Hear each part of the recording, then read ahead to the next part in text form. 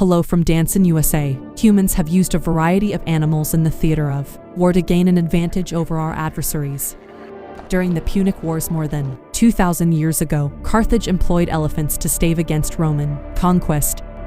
Hannibal even traveled over the Alps with several elephants during the Second Punic War. It was an accomplishment that was thought to be impossible at the time, which shocked Rome greatly.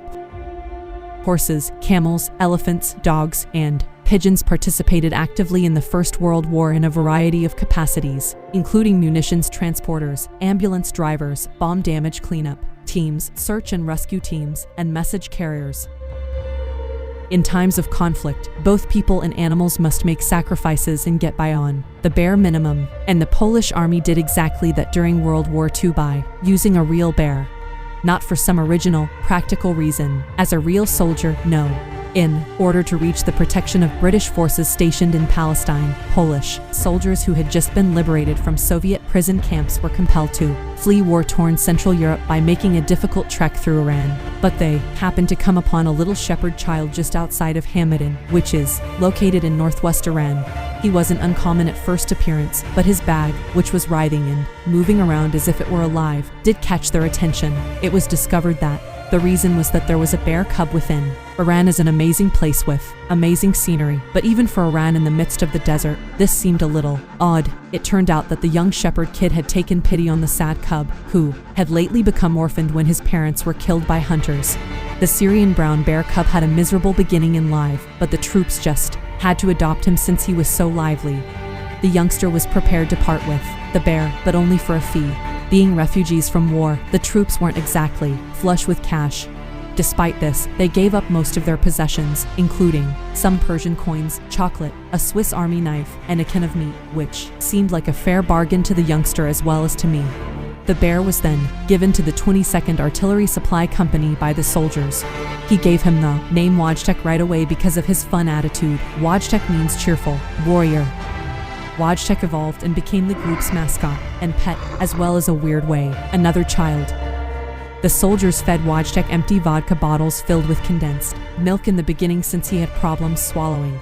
Wojtek soon outgrew those weaker foods, though, and he began to like the camp's fruit, honey, syrup, and even beer. That's correct. Spending the entire day surrounded by soldiers had its effects, for better or worse. When the men gathered around the campfire, in the evenings, they would pass Wojtek their bottles, who would gladly refrain from backing the alcohol like Winnie the Pooh refraining from attacking a honey jar spiked with methamphetamine. He did take it straight from the bottle, just like his human butt is. In case you were wondering, he enjoyed the occasional cigarette as well, but he had a peculiar way of smoking them. To begin with, he would frown upon receiving an unlit cigarette and insist that they always be lighted before being handed to him.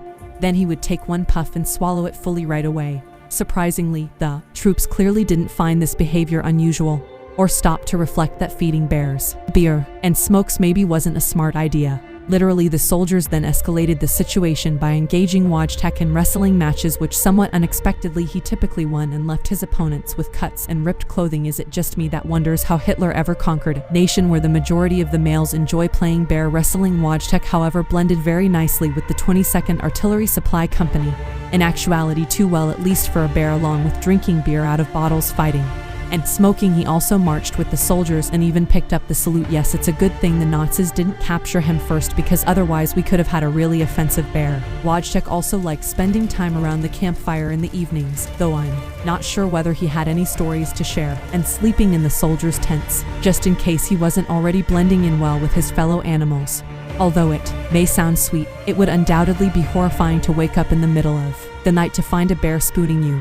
What about the odor, then? Wojtek was an extremely clean bear who truly enjoyed taking daily showers, which was fortunate for the soldiers. Even the taps could be opened by him on his own. In actuality, Wojtek's hygiene practices were a touch excessive. He would frequently leave the soldiers without hot water because he took so long in the shower. The shower doors were fitted with locks because something needed to be done. Wojtek checked it every day anyhow, just in case one of his thoughtless buddies had left it open. And as it turned out, Wojtek was surprised to find the shower doors slightly ajar and without a lock when he went to check on them one lucky day. But he cautiously made his way inside since he sensed something wasn't right. Suddenly, the shower cubicles were filled with a loud scream. it came out that the person hiding in the showers was an Arabian spy. The soldiers were promptly roused by the cries, and they came to the insurgents' aid, capturing him and interrogating him. Fortunately for them, he was a complete blabbermouth, since he was so utterly afraid of being startled by a goddamn bear. Is it fair to blame him? He even hinted that their position was going to be raided. Wojtek received the appropriate reward, a lengthy hot shower. The Polish troops traveled extensively around Middle East that year with their bear in tow, but in 1943 they were called up to Italy, where there was a small problem.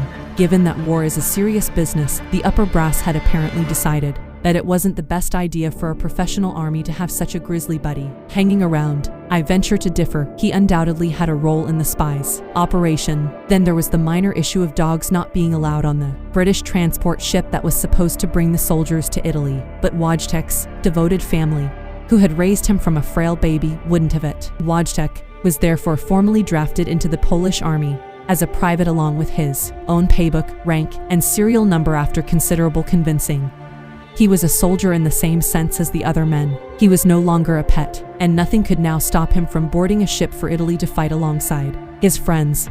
So he did, and a unique wooden container was made for his journey. Wojtek ended up being more than simply a mascot and a friend. He worked carefully in his new position and contributed to the war against Germany. Wojtek observed the men regularly bringing crates and ammunition to the front lines. During the 1944 Battle of Monte Cassino, Wojtek started bringing the 100-pound containers of artillery rounds to the soldiers on his own initiative because he wanted to demonstrate his bravery and earn his stripes. He carried the boxes, which normally required 4 guys, and stacked them on a truck. Wojtek received a promotion to corporal in appreciation for his service, and the 22nd Artillery Supply Company chose a picture of a bear carrying artillery rounds as its official logo. When his company was officially demobilized in 1947, Wojtek was transferred to Edinburgh Zoo's care. Wojtek was initially kept in a bear enclosure, but it soon became clear that he didn't get along with the other bears in any way. Most likely, he found them a little too bear-like for him. To be honest, he had lived his entire life drinking Glacier with the guys. He was consequently granted his own enclosure, where he rose to fame. Polish troops who had served alongside Wojtek frequently paid him visits, and, in violation of zoo rules, would climb the fence and engage in brief combat inside the enclosure. They would offer him beer and cigarettes, which he would immediately puff before downing. Considering his lifestyle and food, Wojtek lived to be a ripe old bear, age of 21, which was a pretty respectable result for a Syrian bear. He passed away in 1963. What a life he led too. Monuments at Edinburgh and Duns, Scotland, as well as Krakow and Zagan, Poland, honor his legacy today. In addition to being many people's friend and companion, he was also the world's greatest goddamn Nazi fighting bear, period. Thanks for watching.